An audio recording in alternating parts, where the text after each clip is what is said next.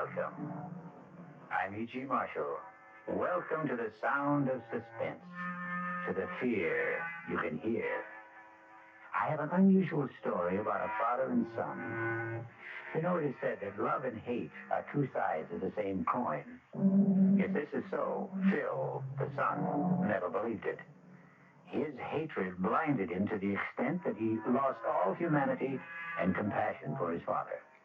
This is Phil Coleman. It's not in the past. It's now. Every day of my life since I can remember. It was my mother's life, the life of my sister. It wasn't only his miserable life that was destroyed. It was all of us. My mother dead at 43. My sister, I don't even know where she is.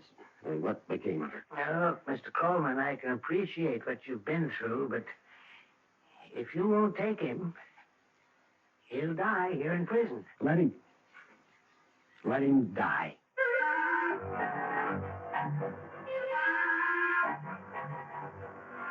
Our mystery drama, Accounts Receivable, was especially written for the Radio Mystery Theater by Sidney Sloan and stars William Prince.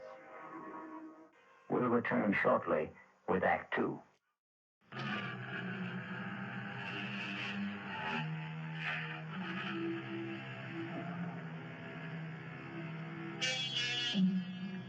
Do you believe in reincarnation? Do you believe the dead return? We have to believe it, because here we are, the reincarnation of radio drama. We hope you'll keep us alive.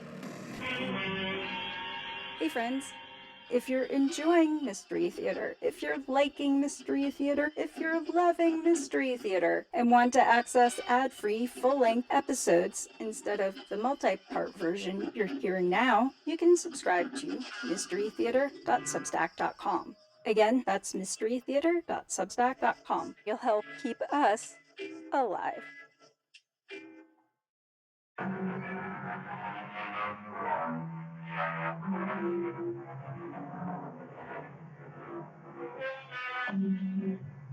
The first of the month has come, and Phil Coleman has not been able to raise the money to buy out his partner.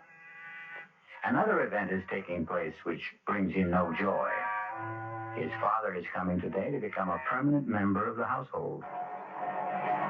It's Bill under here. It's Dad's pickup truck for Grandpa. Harry, take it easy. You know how excited you get about things. Now remember, he's an old man and he's been very sick.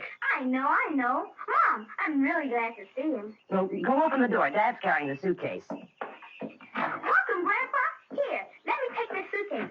Dad, I'll show him to his room. Well, come in. Don't just stand in the door. Sure, thanks. Let me take the suitcase. Huh? Oh, yeah, here. Follow me, Grandpa. I'll show you where you bump. Harry, take it easy. Give him a chance to catch his breath. You want to sit down, Rick? Okay to sit, Phil? Sure. If you want anything, coffee or tea or anything. Are you allowed to drink coffee? Oh. Well, if you're tired, No, I ain't. You can go to bed. Don't sit up to be polite. I ain't tired. Oh, Nina, I'm going down to the station. I got a little work to do. Well, Eddie called up at 7 when he closed up, Bill. What's the point of going there at this hour? Well, today's the first of the month. So I pay my bills. Some people do, you know. Say, your father just got here. I got bills to pay, Nina. How about a game of checkers, Grandpa? Homework, Harry? I did it this afternoon so I'd have a chance to spend some time with Grandpa. How about it, Grandpa? I'm going to show you how to play that game. I was a champ at it.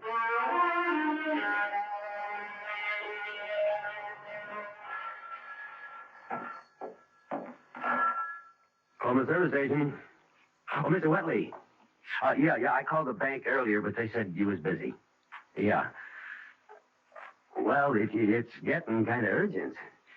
You see, I told Ames I'd be able to settle matters with him around the first of the month. It's the 11th already.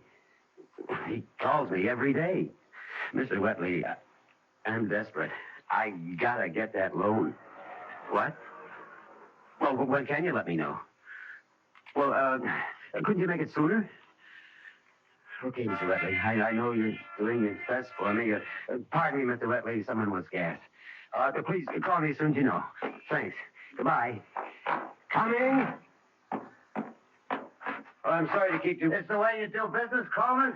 You're gonna run this joint into the ground in 3 months. Oh, I'm sorry, but Eddie's out to lunch. Or something, Skitch. Mr. Ames to you, Coleman. Fill her up. Sure. Reason I dropped by, Coleman, my lawyer is drawing up papers to dissolve our partnership and... Well, I was just talking to the bank when you drove in. Good. When are you getting the cash? Soon. What does that mean? Either you're gonna get it or you ain't. Don't try stalling me with soon. You said you'd have it before the end of last month. You know what the date is today? I'm doing my best. It ain't good enough. Hey, give me a little time. Now, you'll get your 15 grand. I'll give you another week. Thanks, Ames. You know why I think you're gonna be able to come up with the money? Your old man is living with you now. What the hell are you driving at? Everybody knows he's got over 100,000 stashed away from that job he did about 10 years ago. You fat pig! I'll pull you out of that car. Oh, my God, you're choking me! Okay. Now get out of here.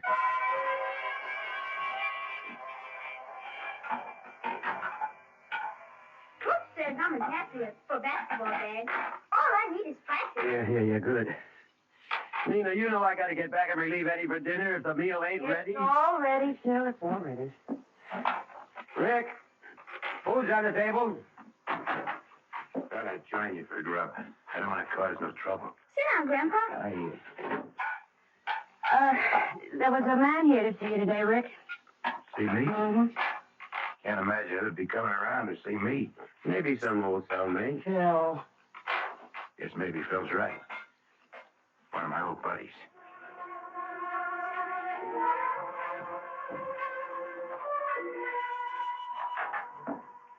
Yes, sir. What can I do for you? Mr. Coleman. Yep. Sorry to bother you during business hours, but seemed like the best time to talk to you alone. Oh, My card. Herbert McCauley, Candler, Epping. International Insurance. I'm an insurance detective. Let me explain. When a big job is pulled, maybe 100, 200 grand, even bigger, the insurance companies have to fork over the money to the people who have insurance to cover such things. The money that isn't recovered, that is. You get me? Yeah. But what you don't know is the insurance companies never give up. They'll follow a man right into his grave to get back the stolen cash. Take your father's case, for example. I don't want to go into it. I know all about it. It might be worth your while to talk to me. 10% of 106,000 bucks is a lot of green. 106,000 was your father's cut of the heist. And that's the amount still missing from the Sphinx Tool and Die Company hold-up 10 years ago. But on trial, he said he never got his share, that his buddies cheated him. Punk, the jury didn't believe him then, and I don't believe him now. He's got it, but he'll never be able to spend a buck of it. We've been after him for 10 years already, and that ain't nothing. We kept after a guy for 20 years and finally got the money back. Happened before I got in the company. They caught the guy digging up a big glass bottle stuffed with moldy old bills. And here's the laugh. The bills were the big old size, printed before they changed over to the small ones. He couldn't have spent the money. It was out of date. Yeah, I'm a busy man, Mr. Yeah, but Collie, I was over to your house yesterday to talk to Rick, but I figured it'd be better talking to you. Oh, so that was you. Look, I'm short-handed here. You're keeping me... I guess you didn't hear what I said a moment ago. You could get 10% of 106 grand just for helping me get the money back from your father.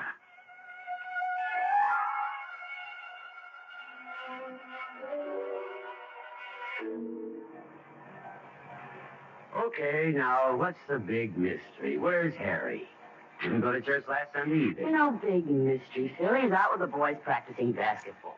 Do you have to practice today? It's the only time the basketball field or court or whatever they call it is available. So the little stinker thought he was going to get away with it, did he? Oh, now don't be too hard on him. He's a good boy and he works very hard at his schoolwork. Oh, I know. I used to go AWOL Sundays whenever I could as a kid, play basketball. Used to make my mother sore. Once she came right out to the lot where I was playing and grabbed my ear and walked me 3 blocks like that to school. No, I ain't mad at him, but I gotta make a little fuss to show him my feelings. Okay, Nina. Now, don't make a big thing out of it, huh? Think he's home yet? Well, he wouldn't be this early. Got your key? The door isn't locked. Your father's home. Well, Harry, you're home. Hello, Mom. Hi, Dad. This is Mr. Kanaki, my gym teacher. Hello, How do Mr. you Coleman. do? I'm sorry to bother you, especially on a Sunday, but... Anything wrong? Well, Mr. Coleman, let me tell you that I know Harry's a good boy and an excellent student. And nothing is going to be done to spoil his record. Well, what are you driving at, Now, don't Mr. lose your temper, No. Mr. Coleman. It's just that Harry and 2 other boys have been playing basketball in the school gymnasium on Sundays. Well, what's so bad about that? Well, they had to break into the school to use the gym. And now, although they're all 14 and wouldn't be prosecuted for criminal action at that age, breaking and entering is a serious matter. Breaking and entering. When we found the locks Jimmy last week, we set a trap this Sunday. And what do you intend to do? Oh, well, frankly, we are not going to do anything. But we expect that the boys' parents will exert some sort of influence to keep this from recurring. You've talked to the other parents. Oh, yes, on the phone. 3 boys, car busting into the school. You call and tell the parents of the other 2 kids about it on the phone. But Harry's folks get a personal interview. Why? Well, you see, this is sort of difficult to explain, Mr. Coleman, but... Maybe I can help you. Wait, Phil. Harry, you go to your room. No, he better stay right here. Sit down, Harry. Now, Mr. Kanaki, I'll tell you why you came here to talk to me, personal-like. You know the name Coleman for a long time, don't you? Read about it in the papers? Well, really, it was your son who revealed that Rick Coleman was his grandfather. He turned in a theme last week to his English teacher, Mrs. Margolis, which rather shocked her. He used bad words? Oh, no, that wasn't it. He seemed proud of the accomplishments of his grandfather, extolled his talent, so to speak. Now, aren't you making a lot more out of this than is really there? Well, I told Mr. Gilchrist I didn't want to come here, but he insisted. It seems that he wanted to know about your father, Mr. Coleman. We understand that he's living with you. You think he's been a bad influence? Oh, I'm trying not to make any judgments, Mr. Coleman, but I expect you will. And now I think I've said enough. Please excuse me for spoiling your day. Goodbye. Good night, there, Harry. Bye, Mr. Kanaki. Go to your room, Mary. Yes, Dad. I got a lot of homework anyway. Now, what are you going to do, Phil? I don't know. But I'm going to start out with him. With Rick.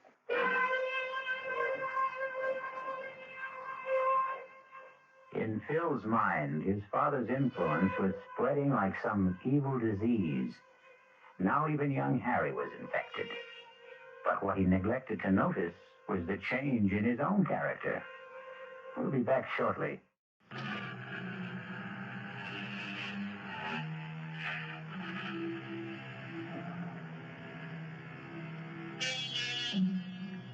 Do you believe in reincarnation? Do you believe the dead return? We have to believe it, because here we are, the reincarnation of radio drama. We hope you'll keep us alive. Hey friends, if you're enjoying Mystery Theater, if you're liking Mystery Theater, if you're loving Mystery Theater, and want to access ad-free full-length episodes instead of the multi-part version you're hearing now, you can subscribe to mysterytheater.substack.com. Again, that's mysterytheater.substack.com. You'll help keep us alive. Come back tomorrow for Act 3.